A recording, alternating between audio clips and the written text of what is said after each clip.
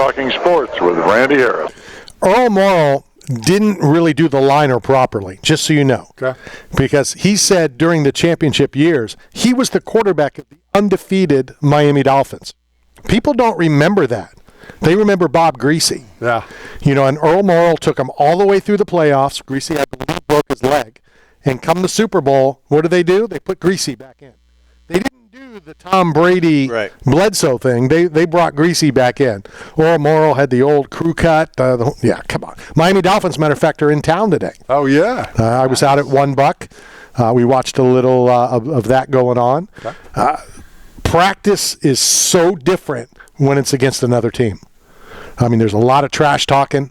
There's a lot of hits. There's a lot of fights. I hated that I had to leave to come do this thing. But we can move the studio to Tampa, be more centrally located, right there by Bucks, $1. All right, we'll talk about it next time the Dolphins come here to play the Bucks a practice. Deal. All right. Don't know when that'll be or if you'll still be alive. Okay. Yeah, we can do some. You know, I was going to ask Brad Pinney, now's a good time to come up with it. Well, I mean, it's a good question.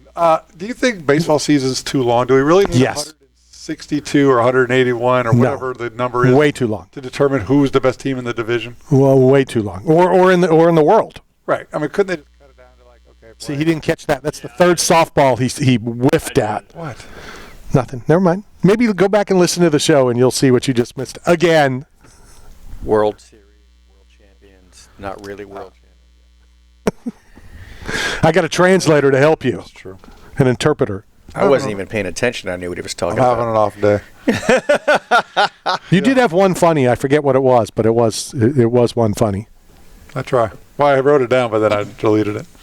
Yeah, I deleted it. Yeah, I had to move it over to my trash file. Yeah, your computer is pretty good. Yeah. It is pretty good. Original tablet. He's got the 10 Commandments tablet over there. Yes. What are your 10 unwritten rules, Randy? What's your 10 best unwritten rules? I mean, I don't know if I could think of them all, but one is don't talk to the pitcher on the day he pitches. Don't talk. Don't talk at all. I don't know. I'd have to think about them. Yeah, you didn't like my kitchen joke? My kitchen joke. It was good. Maybe that was the one. That was the one. That was. So compliments. I spell compliments. I said that it was funny. We need somebody smart on the show. But you can't be good in the kitchen in pickleball unless you're a doubles player. That's the point. I'm good in the kitchen because I'm always in the kitchen in pickleball. Got it. Yeah. Now I got to be on his side because you didn't get that one? So we'll just go with 9 of the best, since Mike messed that one up. Okay, because I will be in the kitchen a lot when Brad and I play. How did you do in school with spelling bee? Did you guys ever compete? I did. Did you? I came in second place. I was devastated. I spelled, and nobody believes me. This is a true story, Randy. Oh, true story. Hold on. The word was upon. It's a pet peeve. Ken Miller. Write the date. Stand-up comic Ken Miller. No, you're going to lie to us. No, the word was true. upon, and I spelled upon, A-P-O-N. Okay. Upon.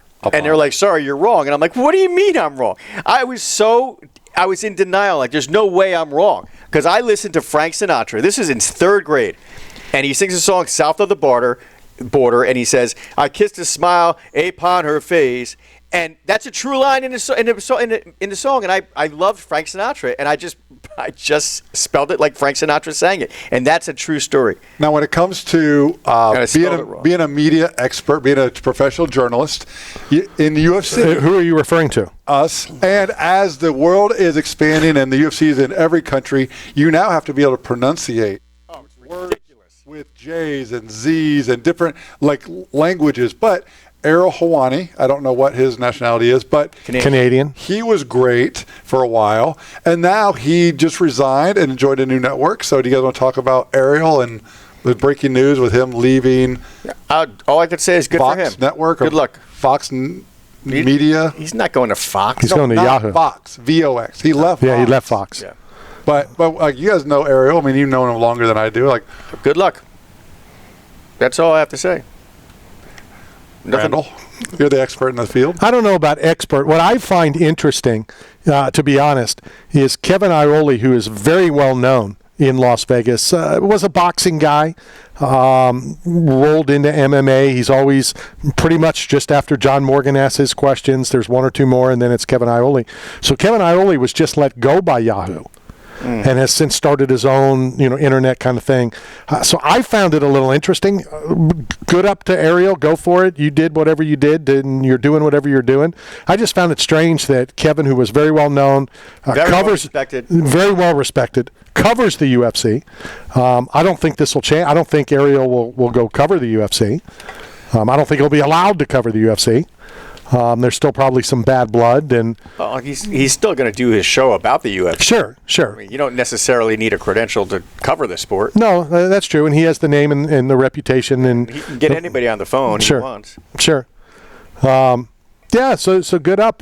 Curious of how big, this online platform, and how big MMA online platforms are going. Well, when I started, I was like the only one.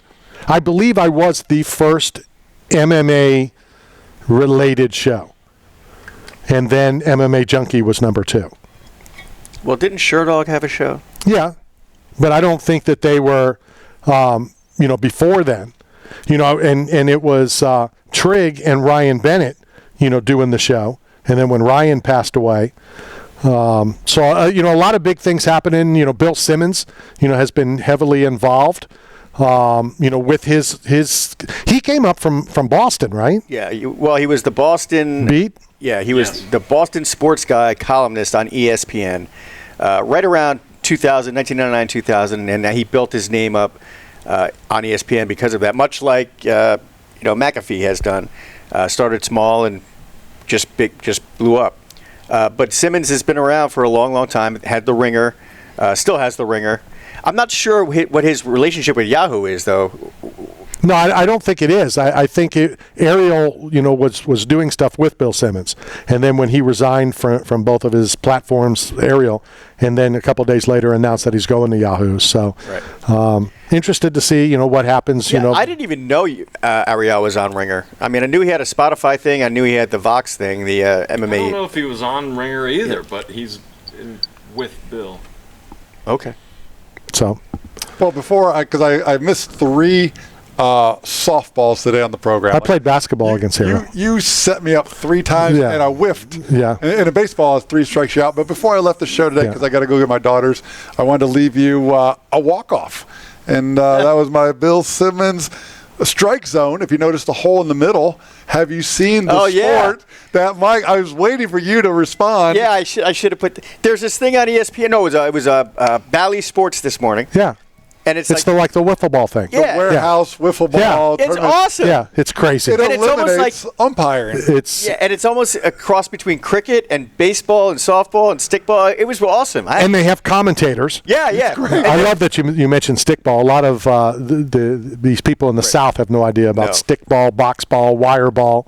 But if you have a discretionary unwritten rule of where the strike zone is, and every catcher and every pitcher, everybody tries to manipulate the line and the game's altered because of human interference.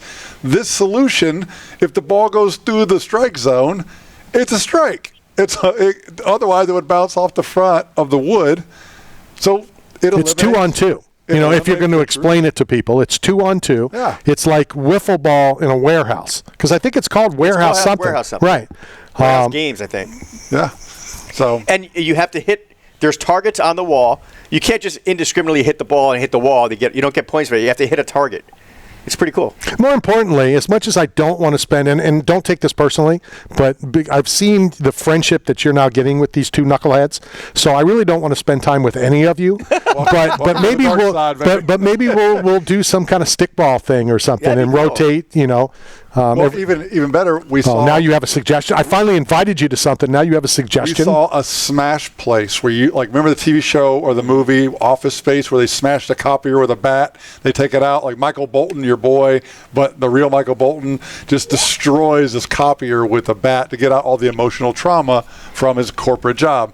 We have a facility we can go and smash stuff professionally, and we get to see each other's tendency, like what you use if you punch it, if you kicked it. Mike's a Taekwondo guy. He'll probably use his Have you seen the thing that he has on YouTube where he kicks a cigarette out of somebody's mouth? Oh, I got which one did you prefer, Sharpie or cigar? How much money do you want? To miss. I'll do it for a shot of Jameson. All right. So you're even going to pay. You're even going to pay for his shot for him to kick you in the face. Yeah, that's what I do. My thing. All right, fist me. I got to go. We're not. It's not the top. I ain't responding to that. That's funny. Oh my God, you need some serious help. What are you talking about? Nothing. I did my job. I came. I knocked out my questionnaire. You still got 2 subjects to bring up before. You got an hour to talk about booing people in Germany, and what do you mean booing people? I got booed in Germany. Sarah versus GSP about gloves, shorts, underwear. Randy, and we need Wes Sims. Wes Sims. I texted Randy. Yeah, we have a quota. We have certain. Hamill. Oh yeah, Hamill. Get Hamill in there. Well, I need to get the notes before the show to find out what names you want me to drop. Well, I would like you to drop the kid's name that actually hit the home run, the walk-off. No, hold on. It wasn't a walk-off, but that bomb that kid hit from Florida. I think they're from Winter Park in the Orlando area. Lake Mary. Did he weigh? He weighed a lot. But what was it? He weighed a lot. That's why they issue numbers, Randy. You don't have to describe him by his weight. Like he's self-conscious. The difference is I don't know his number. I knew his weight a lot. So it was very out there. All right, 2 hours down, 1 hour to go, and it'll be outstanding because Matt will not be here. We'll be right back.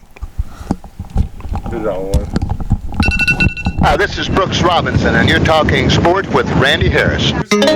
This is the Tan Talk Radio Network. 8 Man Strong is not simply about the biggest or strongest. It's about those who have survived true lows, suffered, faced demons real